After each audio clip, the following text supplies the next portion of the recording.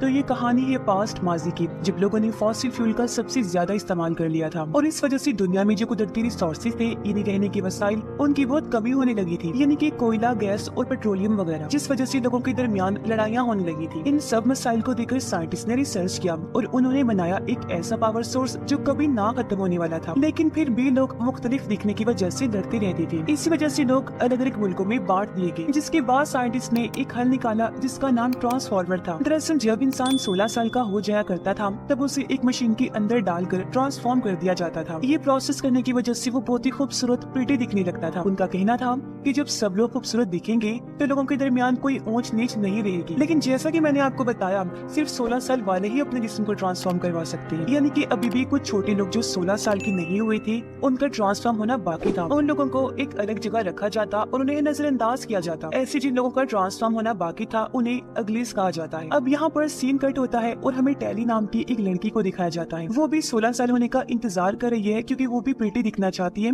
और अपने पुराने घर को छोड़कर शहर जाना चाहती है। शहर में इस वक्त वही लोग रह सकते हैं जो ट्रांसफॉर्म हो चुके हैं, यानी कि जो लोग खूबसूरत हैं, प्रिटी हैं। रात के वक्त टेली अपनी दोस्त से मिलने के लिए जाती है। दरअसल ये दोनों रात को मिलते और शहर में लोग क्या कर रहे हैं, कैसे इंजॉय कर रहे हैं, ये सब देखती थी। दोनों को भी शहर के अंदर जाने का बहुत शौक था, इसलिए ये भी 16 साल होने का इंतजार कर रही थी। वैसे इस वक्त टेली को 16 साल होने में 3 महीने बाकी थे, लेकिन उसका दोस्त 16 साल का पूरा हो चुका था, इसीलिए वो अगले दिन ट्रांसफॉर्म के लिए जाने वाला था। टेली उससे कहती है कि ट्रांसफॉर्म होने के बाद मुझे भूल मत जाना। इस पर उसने कहा कि मैं तुम्हारा इंतजार करूंगा। अगली सुबह सब लोग हॉल के अंदर जाकर बैठ जाते हैं, क्योंकि आज उन लोगों का ट्रांसफॉर्म होने वाला था। इन सबकी इंचार्ज भी वहाँ आई, जो सबको नए शहर की जिंदगी दे रही है। उसके दोस्त को जब चुना गया तो वो ट्रांसफॉर्म होने के लिए चला जाता है, लेकिन उसकी बात टेली का दिल बिल्कुल नहीं लग रहा था। टेली अपने दोस्त को काफी बार मैसेज करती है, लेकिन उसका दोस्त कोई जवाब नहीं देता। तो वो उसे मिलने के लिए बेताब थी, इसलिए वो किसी भी चीज की परवाह किए बगैर शहर के अंदर चली जाती है, जहाँ उसे गलती से एक मास्क मिल गया। जैसे वो मास्क पहनती है, वो बहुत ही प्रिटी दिखने लगती है। उसे पहनने के बाद वो शहर के अंदर चली गई और उसे कोई भी पहचान नहीं पाता। वो सीधा अपने दोस्त के पास गई, उससे मिलकर बहुत खुश होती है, लेकिन बात करने पर उसने महसूस किया कि वो पूरी तरह से बदल चुका है। जैसे वो पहले टेली के साथ बर्ताव करता था,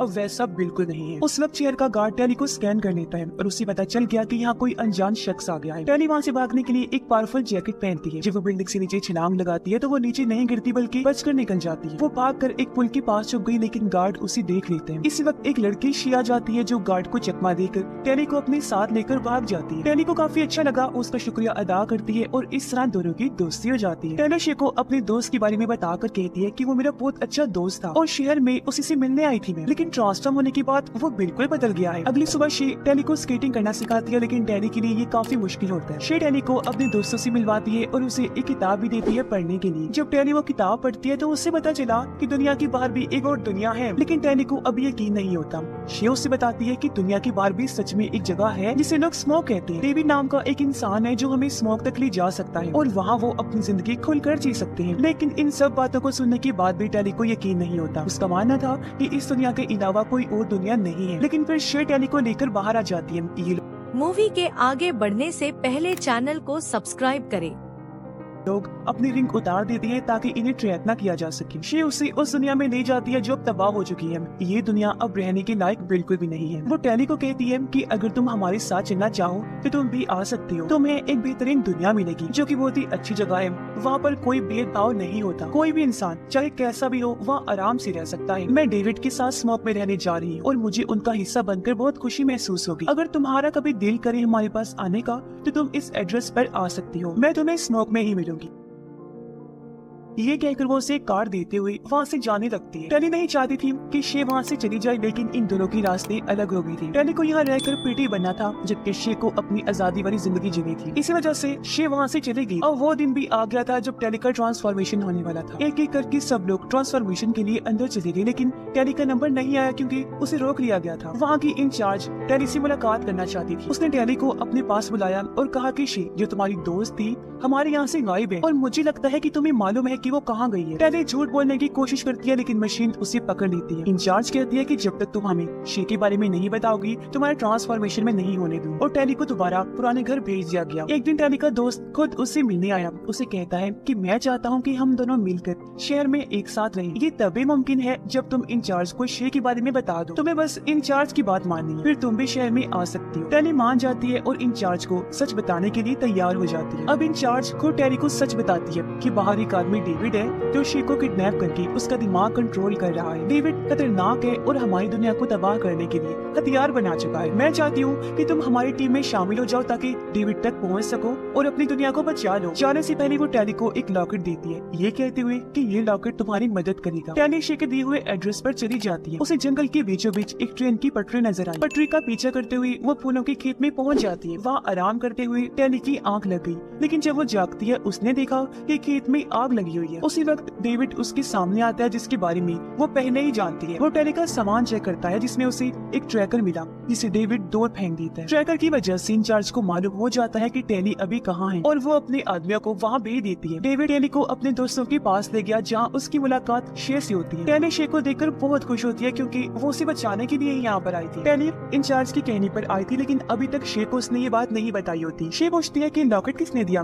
टैली झूठ बोल देती है कि ये मेरे दोस्त ने दिया। अगले दिन टैली और टीम एक मिशन पर जाती है जिसमें वो फूल को जलाने वाली थी। टैली को समझ नहीं आता कि वो क्यों फूलों को जला रही है जबकि वो पावर सोर्स का काम करते हैं। डेविड बताता है कि इंचार्ज ने तुमसे झूठ बोला, ये फूल आसपास के खेतों को बंजर बना रहे हैं इसीलिए हम इन्हें खत्म कर रहे हैं। डेविड और टीम फूलों को जला रहे होते हैं जबकि इंचार्ज के आदमी वहाँ आ जाती है। शे गलती से हेलीकॉप्टर से नीचे गिर जाती है। टैली अपनी जान पर खेलकर शे को बचा लेती है। इंचार्ज का एक सोल्जर इन लोगों को पकड़ने वाला था लेकिन ये लोग हेलीकॉप्टर में वापस आ जाते हैं। अब सबको लगता है कि ये सब टैली की वजह से हुआ है, लेकिन जब सबको ये भी पता चला कि टैली ने शे की जान बचाई, वो भी अपनी जान को जोखिम में डालकर, तो वो लोग टैली पर भरोसा करने लगते हैं। अब सब लोग टैली को अपनी टीम में शामिल कर लेते हैं और उसे स्मोक ले जाते हैं। वहाँ टैली पहली बार तरक्की याफ्ता दुनिया देखती है। वहाँ बहुत से लोग अपनी मर्जी के मालिक थे, उन्हें सिर्फ काम करना होता था ताकि उन्हें खाना और पानी मिल सके। टैली को वहाँ काफी दिन हो गए थे। फिर एक दिन शे उससे पूछती है कि क्या तुम यहाँ रहना चाहती हो या फिर वापस जाना चाहती हो। टैली चुप रहती है, मतलब वो अभी भी यहाँ से जाना चाहती थी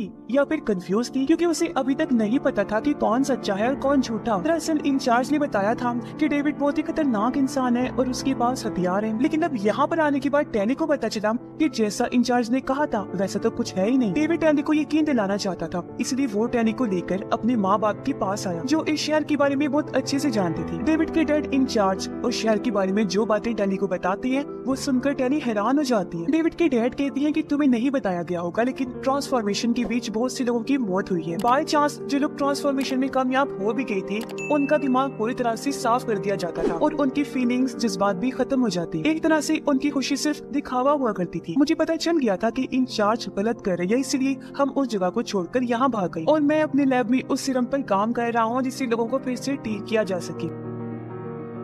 इंचार्ज ने अपने लैब में एक नैनो सीरम रखा है, अगर वो हम हासिल कर लेते हैं तो मैं अपनी दवा को बना सकता हूँ और इसका एक्सपेरिमेंट तजुर्बा भी कर सकता हूँ। अब इन सब बातों को सुनकर टैली को यकीन हो जाता है। वो इंचार्ज के दिए हुए मूवी के आगे बढ़ने से पहले चैनल को सब्सक्राइब करें। लॉकेट को आग में फेंकती है और अब वो डेविड और उसकी फैमिली के साथ यही रहने के लिए तैयार हो जाती है। आग की वजह से वो लॉकेट जलकर राख हो गया जिससे इंचार्ज को एक सिग्नल मिल जाता है। दरअसल ये एक इशारा था जो कि लॉकेट के जलने से इंचार्ज को मिला। इशारा मिलते ही वो अपने लोगों के साथ इस गांव में आ जाती है। डेविड के डर से पूछा गया कि डेविड कहाँ है, लेकिन वो कोई जवाब नहीं देती। जवाब न देने की वजह से टैली का दोस्त डेविड के डैड को जान से मार देता है। ये देख उसे गुस्सा आ गया, इसलिए टैली इंचार्ज के सामने आकर चीख मारकर कहती है कि तुमने कहा था कि तुम किसी की जान नहीं लोगी। ये सुनकर सब लोगों को यकीन हो जाता है कि टैली इंचार्ज के साथ मिली हुई थी और सिर्फ उसकी वजह से इंचार्ज अपने लोगों के साथ यहाँ तक पहुँच पाई। इंचार्ज गांव के सब लोगों को बंदी बनाकर उन्हें अपने साथ ले जाने लगती है। इस दौरान टैली को मौका मिलता है और वो भागकर एक तेज धमाका कर देती है जिस वजह से डेविड को भी भागने का मौका मिल जाता है। अब डेविड के जितने भी लोग थे इंचार्ज उन्हें उठाकर अपने साथ ले जाती है। जब टैली डेविड के पास आई डेविड उस पर बहुत गुस्सा होता है, लेकिन टैली बताती है कि जो भी हुआ वो अनजाने में हुआ, मैं ऐसा कुछ भी नहीं चाहती थी, मैं तो अब खुद इस गाँव में रहने के लिए तैयार हो गई थी, मैं अभी तुम्हारे साथ हूँ और तुम्हारे लोगों को बचाने के लिए तैयार हूँ। टैली अब डेविड को लेकर शहर के अंदर चली जाती है। वो पहले भी शहर में आ चुकी थी इसलिए उसे रास्ते का अच्छे से पता था। अंदर जाने के बाद टैली और डेविड सब लोगों को आजाद करवाते और उन्हें बाहर ले जाते हैं। लेकिन जब टैली की नजर शे पर पड़ती है तो उसे पता चलता है कि शे को ट्रांसफॉर्म कर दिया गया है। शे पूरी तरह से बदल चुकी है और उसे अब इस नए रूप में बहुत अच्छा लग रहा था। इसी वक्त यहाँ इंचार्ज आ गई और उन तीनों को उठाकर मशीन के अंदर डाल देती है क्योंकि वो भी इन लोगों का ट्रांसफॉर्मेशन करना चाहती थी। जैसे मशीन स्टार्ट हुई उसी वक्त हेलीकॉप्टर से डेविड का दोस्त आ जाता है जो कि गोलीबारी करने लगा। फायरिंग की वजह से आग लग गई और मशीन क्रैश हो जाता है। मशीन बंद होने की वजह से इन सब लोगों की जान बच जाती है। इस दौरान डेविड की माँ मौका देकर नैनो सीरम को चुरा लेती है। जैसे ये लोग भागकर बाहर आते हैं, उनके सामने टैनी का दोस्त आ गया। उसकी लड़ाई डेविड के साथ होने लगती है और वो डेविड को बहुत मारने लगता है। डेविड को बचाने के लिए टैनी बीच में आ जाती है। वो अपने दोस्त को धक्का दे देती है, इस वजह से वो नीचे गिरकर तबाह हो जाता है। अब इन लोगों को मौका मिलता है और सब लोग शहर को छोड़कर दूर चले जाते हैं। यहाँ आने के बाद डेविड की माँ कहती है कि अभी हमारे पास वक्त है, मेरे पास दोनों सीरम है और इसकी मदद से मैं दवा बना सकती हूँ। लेकिन बात ये है कि हम इस दवा का एक्सपेरिमेंट किस पर करेंगे। टैनी कहती है कि हम इसका एक्सपेरिमेंट शे पर कर सकते हैं, लेकिन शे तैयार नहीं होती क्योंकि अब वो प्रीटी बन चुकी थी और वैसे ही रहना चाहती थी। जिस पर टैनी कहती है कि ठीक है, कोई बात नहीं, मैं इस एक्सपेरिमेंट को पूरा करने में आपकी मदद करूंगी। मैं प्रीटी बनने के बाद इस दवा का इस्तेमाल करूंगी और अगर मैं वापस से ठीक हो गई तो हम सबको ठीक कर सकते हैं। कुछ टाइम बाद यहाँ इंचार्ज आती है जो टैनी को पकड़कर अपने साथ ले जाती है और उसे प्रीटी बना देती है ट्रांसफॉर्मेशन के जरिए। अब टैनी प्रीटी तो बन गई थी, पर अब उसे खुद पर सीरम एक्सपेरिमेंट करवाना था, जिसके बाद वो बाकी प्रीटी बने लोगों को वापस असली हालत में ले आएंगे। अब टैनी उन लोगों की मदद करने के लिए पूरी तरह तैयार थी, जिसके साथ ये कहानी भी इधर ही खत्म हो जाती है। मूवी पसंद आई तो लाइक करे, कमेंट करे, चैनल को सब्सक्राइब करना ना भूले।